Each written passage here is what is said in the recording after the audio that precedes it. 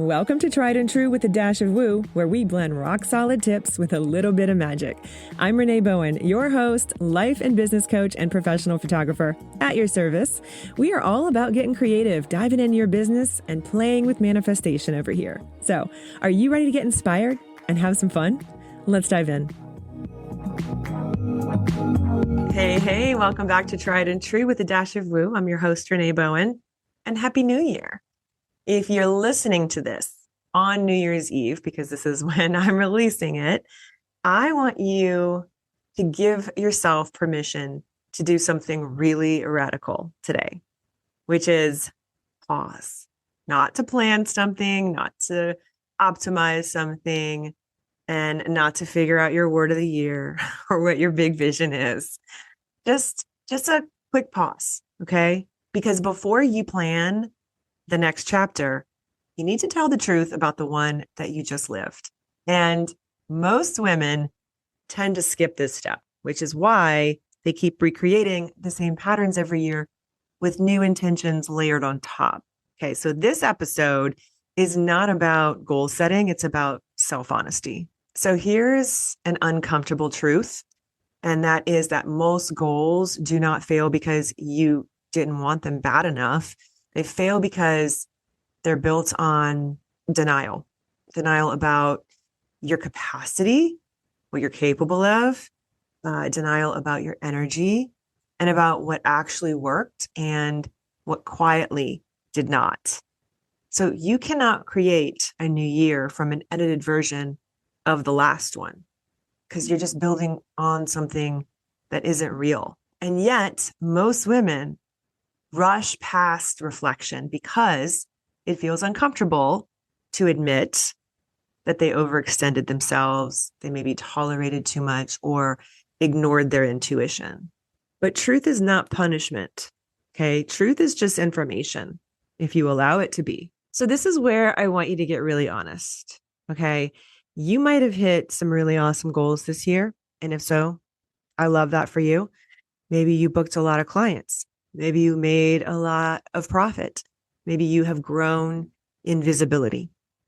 That's all great. But at what cost? What did it require from you emotionally? What did it drain your nervous system of? And what did you sacrifice that you're no longer willing to sacrifice again? Success without sustainability is not alignment. That's just endurance. Right? Like, I just got to get it done. I just got to get it done. Okay. But if you pull back the curtain, that's really kind of what we're going for here. Because endurance always has a shelf life. There's only so long that you can do that truly. So instead of asking what you want next year, ask these questions first. What worked, but what took more from me than I want to give again? Where did I override my own boundaries to keep things moving? That's a big one. And what am I secretly hoping I don't have to do again next year? Okay. So a lot of photographers, especially who are listening to this, I want you to listen deeply because you probably just finished, and I hope you did finish, an insane amount of editing over the last 3 months, particularly in the last probably 4 weeks. Okay. That push to the holidays. I made a meme on Instagram that is hilarious. But it has been shared as of today, as of the recording of this, which is right before New Year's. It's been viewed almost 800,000 times. And it's been shared like 10,000 times, I think, or almost. And the reason why is because it's incredibly relevant to photographers, right? I get it because I'm right there with you guys doing that push of editing because it's a meme of a Barbie. Basically, it's an AI generated image that I did give credit to the creator because it's so funny.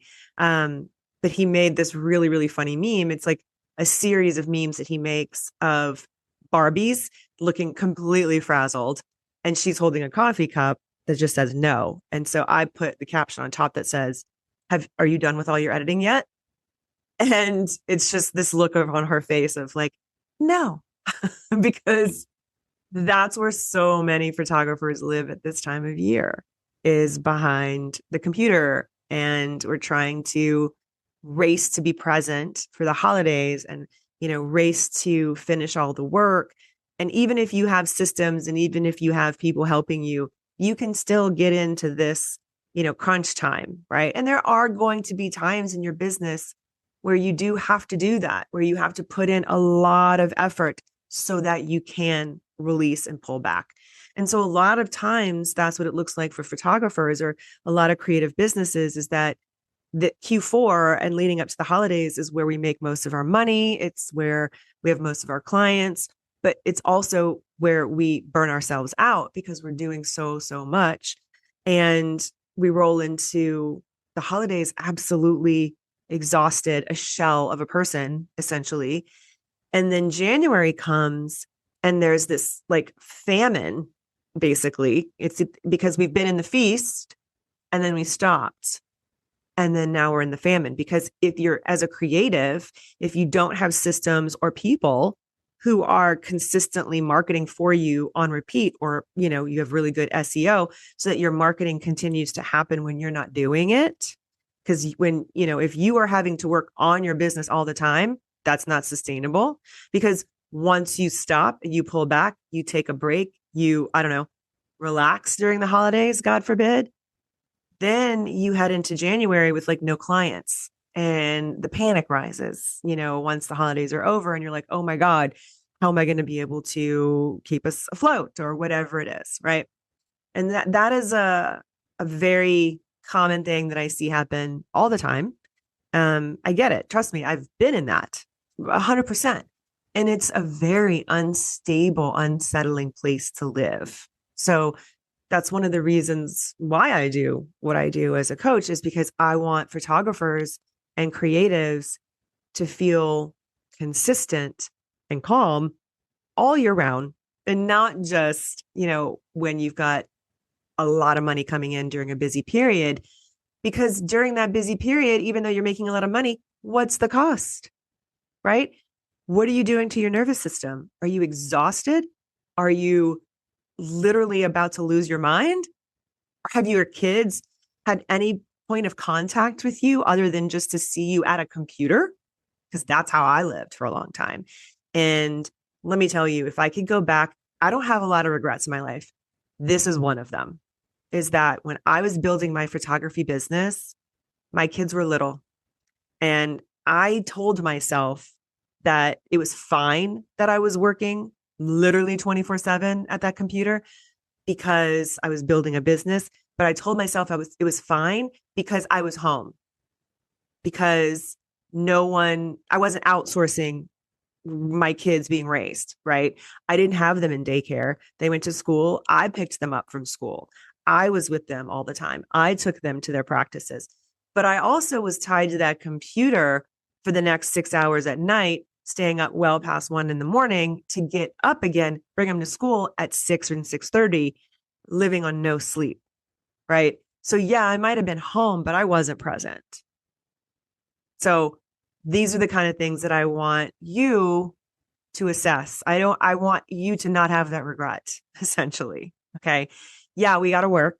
I mean, I definitely had to. Like, this is not something that I could choose to do, right? I did an episode a few episodes back talking about how comfort can be a cage, because, I think a lot of people who don't have to work or make X amount of dollars, they may not, have enough skin in the game to keep them in the game, right? For me, I had to make this business work. I really had to. I needed to work. I needed to make money. I needed to help support my family. And I wanted to do it in a way that wouldn't pull me out of the house if possible, because I wanted to be there for my kids. But in retrospect, I wasn't as present when I was there because I was so distracted by all the work that I had to do. Even if I wasn't physically doing it, I was still distracted by the fact it was eating up space in my brain, right? So that's the kind of stuff that's just not sustainable. So if you're in that season, first of all, don't beat yourself up, because that's not going to help a damn thing. You need to be kind to yourself. I want you to just look at it as information. Okay. This whole little audit that I'm having you walk through, it's not about beating yourself up and like, feeling bad or guilty. It's about information so that you can make a better informed choice that is more in alignment with who you are and where you want to go. So ask yourself those questions, okay, in that way. I'll put them in the show notes too, so you can just kind of see them easily. And these are not inherently negative questions. They're clarifying ones if you choose that, because these questions are going to reveal what your next season actually needs. So here's a simple framework that you can do tonight or tomorrow, January 1st, if you're listening to this on New Year's Eve. Grab a notebook, divide a page into 3 sections, okay? And in section 1, what you're going to put at the top is, what am I proud of this year? Not just outcomes, but moments where you showed up with integrity, where you really feel proud. This does not have to be about your business, okay? As solopreneurs, our businesses are extensions of who we are. So it's going to show up in your business, but like this could be about anything. I want you to just really just brain dump it all out. What am I proud of this year? And then in section 2, what cost me too much? And be specific, whether it's like projects or relationships or expectations, habits. What price did you pay, right? What cost you too much this year? And then in section 3, you're going to put, what am I no longer available for? Okay, so that's where the power lives, but you don't need to solve anything just yet. You just need to name it, put it on paper, look at it, reflect. And then you don't even have to do anything with that right now, right? Like just let it simmer. A lot of times you're going to have stuff just drop in when you least expect it. But this is a pretty important step, I think, because when you skip this part of it, the reflection, the auditing, the information, you end up planning from a place of guilt or pressure or even just pure fantasy, right? And I love me some Delulu, but that's not what I mean here. When you do this step, you're planning from a place of self-trust. And self-trust is what allows that follow through, right? The more you do it, the more you're going to trust yourself to do it again. And the women who build businesses they actually really enjoy are not the ones with the best strategies most of the time. I talk to a lot of women on the show, and just in general, in my circles online, I speak to a lot of women in business, and I am continuously surprised by the ones who are the most fulfilled and the happiest and who have the most joy. They are doing things in a non-traditional sort of way, right? They're the ones who know how to listen to themselves honestly and adjust accordingly. That radical honesty, I talk about that a lot, like really allowing yourself to sit with it. It is not fun. I get it. But when you are emotionally regulated enough to do that, your whole world opens up. Be emotionally regulated. You need to calm your nervous system. You can't be in fight or flight and trying to control everything and trying to be someone to everyone and be regulated. It's not possible. It's just not possible. So that's why I'm so big on working the inside out. Okay. So if you hear nothing else from this episode, maybe it's that. Maybe it's just, meet yourself where you are right now. And I don't know about you, but New Year's Day always feels a little anticlimactic because, we build up so much to it. And it's not like I'm going out and partying on New Year's Eve anymore. Like, let's be honest, that's not happening in my life right now. And that just doesn't even sound fun to me right now, at all. I'm recording this episode before New Year's Eve. So the plans that we have this year, normally we have a party at our house. We just have some friends over, or we'll just, it'll just be the two of us, my husband and I. But this year, my son is home. He moved home from after graduating college. And so he's living at home, and my older son lives there as well. But my son, who's a musician, actually has a gig on New Year's Eve. And it's not like a rock gig, like at a club, which is, I'm sure, what he would like. because that's the kind of music he loves to play. Instead, he's playing like this really awesome set at a hotel down in LA.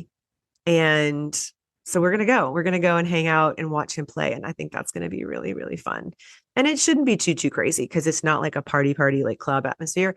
And I told him, like, we're probably going to leave before midnight, but we will go and be able to watch him play, which is always so nice. So I'm excited about that.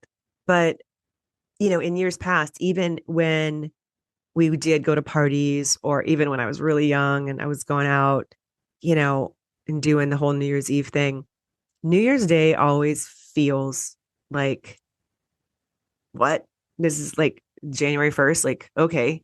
New Year's Day has just always felt really odd to me. I don't know. You know what I mean? Like, let me know if you guys feel the same way. It's just like a very weird feeling. Like, oh, okay. It's like a whole new year. It's just another day, right? I mean, it's a Thursday. What's the big deal? Yeah, nobody's really working, and you know, you're tired and you're coming out of the holiday fog or whatever, but it's just another day. So for me, New Year's Day, the last several years, I have made a concerted effort to really be intentional about how I'm starting the year. I don't put that much on my plate. Don't worry. I'm not like telling you you have to like do all this elaborate stuff, but I do believe that our intention behind things matters. And I'm very big into rituals. Maybe it's the Catholic inside of me. I don't know, but I love me a good ritual, and which was stolen from paganism, but I digress. I love a ritual. So New Year's Day, I always do like a New Year's Day meditation and or hypnosis. I've already done by New Year's Day, I've already done like my reflection of the year, which is what I've been talking about in this episode. And this year I did a deeper dive into all of that because I did a whole program called Unavoidable where I worked through it myself too before I did it live with you guys for the recording. I did that whole process myself. I walked through all of the things that I didn't want to take, all these questions that are here in this episode. I did that already. And so by the time I go into January 1st, I feel like I've already shed what I'm not taking with me. And so I can really be present in that moment, in that New Year's Day vibe, right? In that feeling, right? Okay, new year, January 1st, 2026. I've done that reflection. I've done all of this stuff. What am I now building on? And how do I want to feel in the next week or two, right? Like one step at a time. How do I just want to feel right now? What would feel good today? Really allowing myself to just kind of be in the moment, but starting in this very clean energy. I think that makes a big difference. So I would encourage you to do something like that tomorrow on New Year's Day. It can take you 10 minutes. It could look like journaling. And actually, I have a really awesome freebie. I'll put it in the link for you. I made it a couple weeks ago. It's all about this. It's some journal prompts. And also at the end of it, it does include the 13 wishes ritual. Again, I told you I love a good ritual. The 13 wishes ritual is not mine. I didn't create it, but I've done it every year at the end of the year for the last several years. And it's very, very cool. It's a fun little ritual. You do it over 13 different nights, but you don't have to do it like when I did it, which was a couple weeks ago. You can do it now. So in that it's a Google Doc.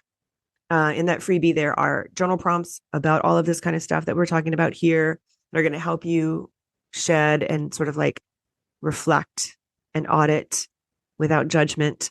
And at the end of it is the 13 wishes ritual. So you can have that as well. So I'll put that link and you can grab that freebie. And I think that will be really supportive and helpful as well. And let me know if you enjoy it, because it's always nice to hear from you, whether something I create is actually helpful or not, because otherwise I'm living in a vacuum over here. It's like I'm talking to a screen. So y'all got to let me know. Does this hit? Does this resonate? All right. So wrapping up, just a reminder, you don't need to become somebody completely new tomorrow. Okay.